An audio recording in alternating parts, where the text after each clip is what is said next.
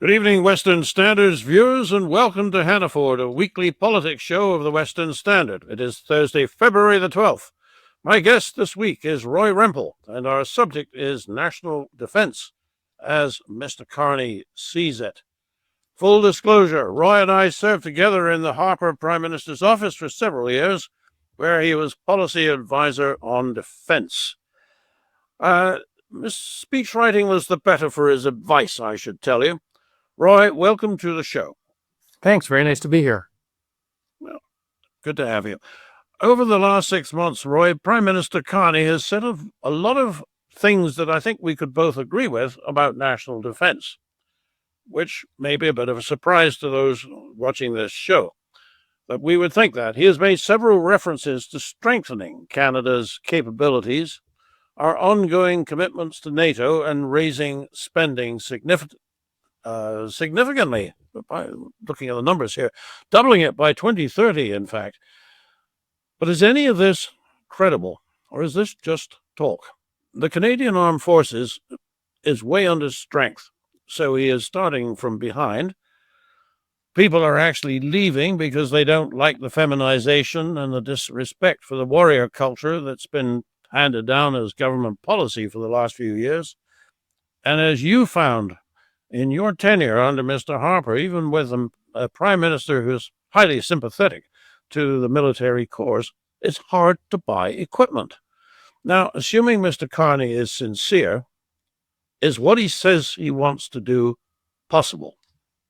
Well, I think some of it, you're talking about sort of credibility. I think some of it is credible, particularly some of the immediate measures to stop the bleeding within the Canadian defense establishment. Of the $9 billion that Mr. Carney announced in last year, about $2.6 billion of that is for pay, and that's particularly vital because we've had a situation, particularly for the last 10 years, the Department of National Defense has not met its recruiting targets. One of the factors is pay, so there are measures to increase pay significantly in order to address particularly the retention and retention issue and the ability to attract people. There's money for health, for improved health benefits. There's money for repair and maintenance of equipment, which is particularly important because some of our equipment is very old. The Halifax class frigates are in the range of about 30 years old. The Victoria-class submarines are in the range of 35 years old, and the CF-18s are as much as 40 to 45 years old. So you're going to need money in order to just maintain a certain level of capability and to stop the bleeding. You may recall former Defense Minister Bill Blair talked about the Canadian Armed Forces being in a death spiral, and that's very much the case. Even this year, the commander of the Pacific Fleet, Admiral Patchell, said that the Navy is about one quarter under its authorized strength level, and it's short about 1,000 Marine technicians. The Auditor General talked about serious shortages of pilots and aircraft technicians. So pay is one way to address that, and it's probably been long overdue. Well, it has been long overdue, and so those elements in what Mr. Carney is talking about, and in a different approach by the current Liberal government over the previous Liberal government, that is credible. I would say, in the long term, if what Mr. Carney said at Davos is what he actually believes, is that, we are now in a world of predatory great powers that don't believe in the current international order, and I think there's considerable evidence for that. Well, then it's going to require an enormous effort, and it's going to have to start with a clear defense strategy, a clear identification of threats, and a clear identification of what we can count on our allies for and what we can't count on our allies for. And filling that gap of what we can't count on our allies for is likely to be an extremely large undertaking. Well, certainly pay is vital. Uh, I don't think anybody begrudges the troops getting a pay raise. I understand that comparatively speaking is pretty low, what they've been receiving. So that is good. But do you think that men and women actually join the armed forces for the sake of the money in any case? Isn't there something more driving them, a sense of national obligation, maybe a lust for adventure, maybe a number of things like that? But everything that's sort of subsumed in the two words warrior culture. Uh, the warrior culture has been under considerable pressure in the last few years, symbolized, I think, in everybody's minds by the tampons in the men's washroom, because Lord knows, well, who knows? Do you think that that's actually what drives people to serve, is a sense of duty and honor? And if so, do you think Mr. Carney has any real sense of that, that he would emphasize that? How is DEI going to do with Mr. Carney at the helm? Well, I think that is part of the challenge in the sense that what the Prime Minister has said so far is very high level. He's talked about a new world order, and he's talked about the need to adjust to that new world order. But if you look at the details of what is actually occurring, I've sort of looked at some of the equipment purchases over the past year or so, and we bought HIMARS multiple launch rockets from the United States. We bought new Army tactical vehicles from the United States. Just yesterday, the government quietly indicated that it was buying long lead items for another 14 F-35 aircraft, in addition to the 16 we're already contracted for. So that's obviously notwithstanding the review of the F-35 purchase. So it seems like if you look at what they're actually doing, the Prime Minister is talking about diversification, but what they actually seem to be doing is continuing with a lot of the same patterns of equipment purchases.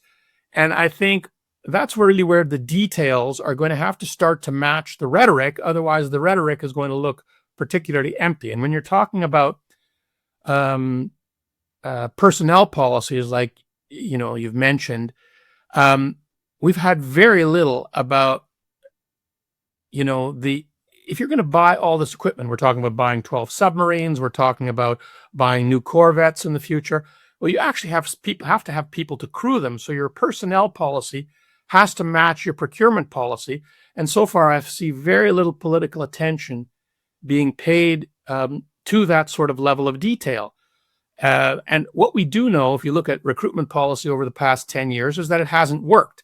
It's been very focused on diversity, equity, and inclusion, but it hasn't actually worked. We haven't met a single recruitment target in the past 10 years. Now, last year, they're saying that things have started to pick up. But the hole that we've dug for ourselves, the death spiral that former Minister Bill Blair talked about, is still there. So the DND, I'll put it to you, the DND needs to drop the DEI. Agreed, disagree? Well, I think that there should be only two priorities. If we're really living in the world that the Prime Minister is talking about, there should be two priorities in terms of recruitment: the operational needs of the Canadian Armed Forces and merit. Who can meet the operational needs? If you look at all the various other recruitment objectives, 25.1% females. I'm not sure why it's 0.1%, why it requires that level of precision. We're nowhere close to meeting those kinds of targets that have been set, and they were set a decade ago. We're at about 18%. So despite strenuous efforts, I think you can say the current policy is not working. If you want an armed forces that's going to be effective, you have to focus on two things: the operational needs of the armed forces and the people required to fill those needs. That should be pretty much about it, but it's going to be very difficult for them to abandon policies that they are so highly committed to. I don't see any indication that there's any willingness to do that at all, quite frankly. Well, maybe they should have a chat with Pete Hegseth. I want to take you back to what you said about the F-35 purchase. That first tranche of 16 jets, when are they supposed to arrive? I believe deliveries are supposed to start in the next few years, but in the next year or two, really. But if you're talking about first aircraft being delivered, that doesn't necessarily translate into a capability. And if you're talking about real capabilities, then you're talking a few more years down the road. I think they're sort of setting the objective of the early 2030s to stand up a real capability and finally phase out the CF-18s. But again, you're going to need to address what the Auditor General talked about in terms of pilot shortages and technician shortages. So again, your personnel policy has to match your procurement objectives. Yes. There's been much discussion, Roy, about the possibility of the Swedish Griffin fighter being considered as a main replacement, but it strikes me that they're not going to want to run a mixed fleet. So once we start receiving F-35s at all, it's not like we're going to get 16 F-35s and then fill out the inventory with something else. So is that am I right to say that if they take delivery of the first one, they're going to take delivery of all of them? That's not clear yet from the review. It's supposed to be a review. Are we going to have a mixed fleet? Are we going to have all F-35s, or are we going to switch to something else like the Griffin fighter? I think what's been indicated yesterday is really the RCAF and the DND really do want the F-35, which is why they're putting money into the long lead items. So that's clear the direction that DND wants to go. Whether the government is going to be prepared to do that, I suspect they're maybe holding it as part of a broader negotiation with the United States on trade issues and so on.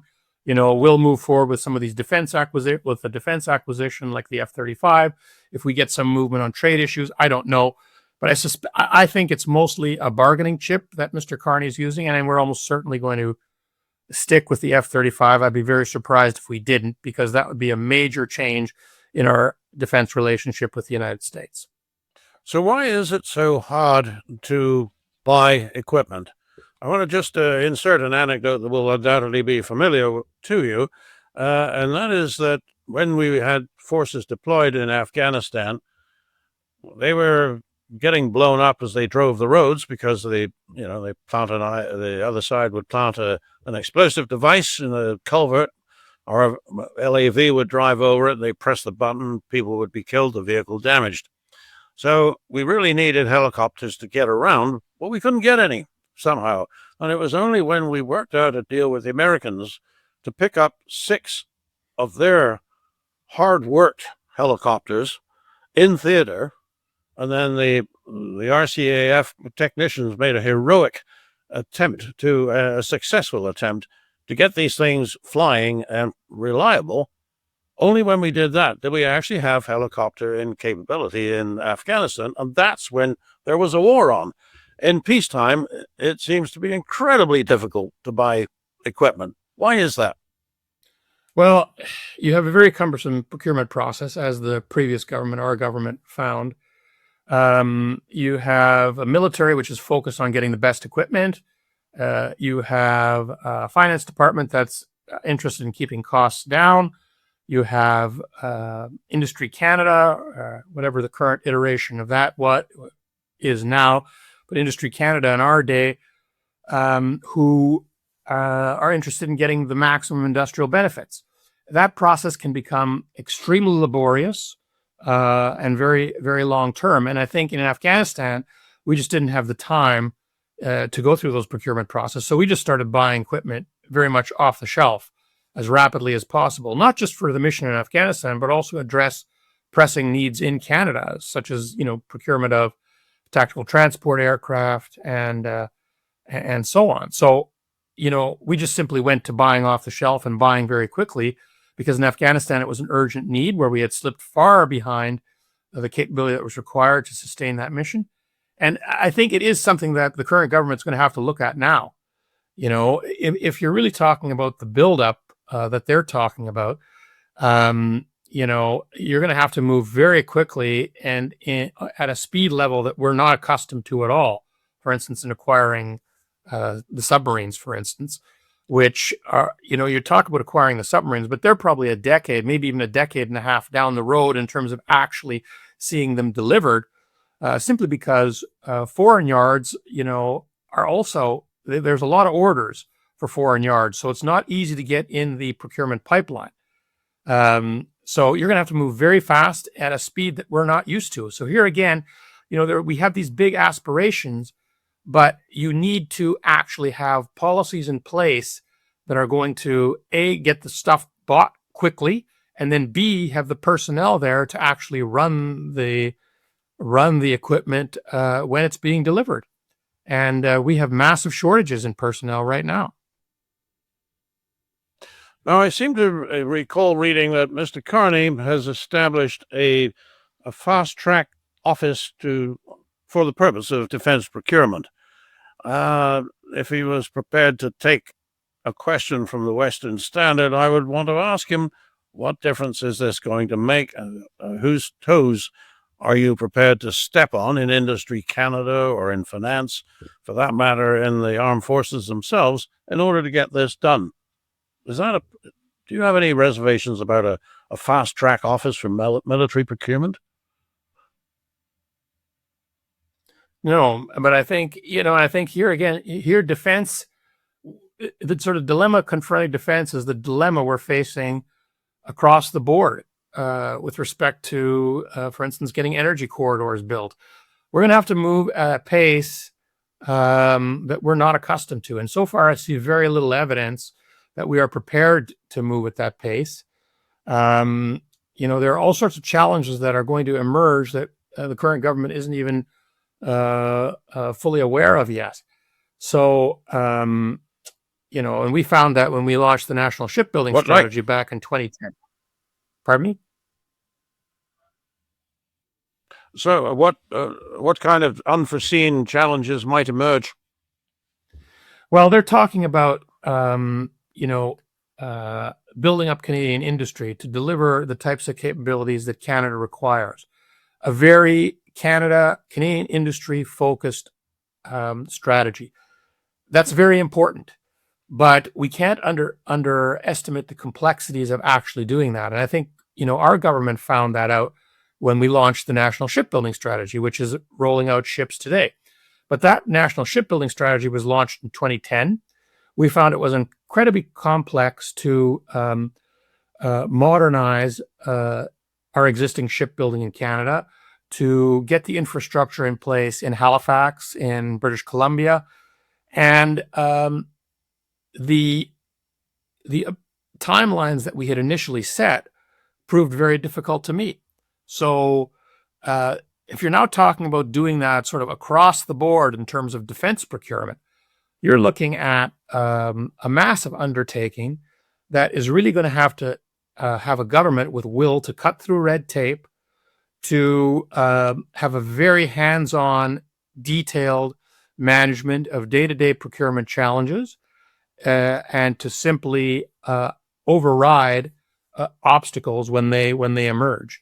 And I think a defense industrial strategy, I understand, is going to be launched today as we're talking, and that's what I'd be looking for in there. To what extent are they looking at the management challenges and the measures that are in place to actually speed up the process in a marked way? And we'll have to look for that in today's announcement, I think. Okay, so, yeah. Roy, I'd like you now to take you to what Mr. Carney said about defense in Davos. I think it's generally acknowledged that Mr. Harper, our guy, was the only prime minister to spend much time in the Arctic. Since 2016, when the Liberals came to power, they've not gone there very much at all. So not north of the Arctic Circle. But Mr. Carney had this to say at Davos. He says, "So we're working with our NATO allies, including the Nordic Baltic 8, to further secure the alliance's northern and western flanks, including through Canada's unprecedented investments in over-the-horizon radar, in submarines, in aircraft, and boots on the ground." Now, you've just said that the submarines and the aircraft are a long way off in the distance and that they've got a serious issue with recruitment. So I have to ask you, without being partisan, Was Mr. Carney really making any sense? Like, we don't even shoot down Chinese weather balloons, but he is talking about securing the northern flank. What do you say? Is he knowing us? Well, I think some of the things that have been announced are important, like over the horizon radars. But again, you look at the delivery timeline. You're looking at the early 2030s, and that was announced a few years ago already. So, and that's very much short and medium term in a lot of ways, because that's about the same time that we would have the F-35s coming online. If we switch to the Gripen, or the Griffin, that's going to be the Gripen. That's going to be another delay probably as we switch to a new fighter aircraft. If you're talking about the submarines, well, the submarines are not going to be Arctic capable, really, because they're not going to be nuclear powered. And to operate in the Arctic, you really need a nuclear capability. So it's maybe going to be more on the fringes of the ice. And there you're talking about, as I mentioned, I think at least 10 to 15 years down the road. As in what sense do you think Mr. Carney means to secure the northern flank? Well, again, I'm not sure that they've gotten into that level of detail, to be quite honest. I think there are a lot of aspirational statements that have been made, but the actual policy and hard procurement and personnel improvement of the personnel situation, that's all going to have to catch up with the aspirations. And I think they're going to find that the challenges are far more monumental than they have anticipated. The capabilities that we have in the Arctic now are basically capabilities that the Harper government initiated back in, the period prior to 2015. That's how long it takes to bring systems online. I mean, we launched the Nanisivik naval refueling port. That's still not fully operational. The Arctic offshore patrol ships, that's really a peacetime sovereignty protection capability, again, launched in the Harper years. Those are just sort of coming online right now. And if we can find the people to crew them, then you could say we will have sort of a peacetime sovereignty protection capability. But in terms of actual hard defense capability, that's a much longer time frame. And quite frankly, it's why the Americans are very frustrated with us, because, we are flying 40 to 45-year-old CF-18 fighter aircraft. And it's going to be a while before we have capabilities that are, sort of fit the 21st century. So there's a lot of work to do that the government simply hasn't really got to yet. And we'll see what the Defense Industrial Strategy says today in terms of, are they actually getting into these detailed challenges? Well, Roy, I so wanted to believe. Obviously, I'm not a liberal, but when it comes to national defense, I was hoping that the Prime Minister actually had something substantive to offer here. Kind of doesn't really look like it, does it? Look, thank you for coming on the program. I really appreciate it.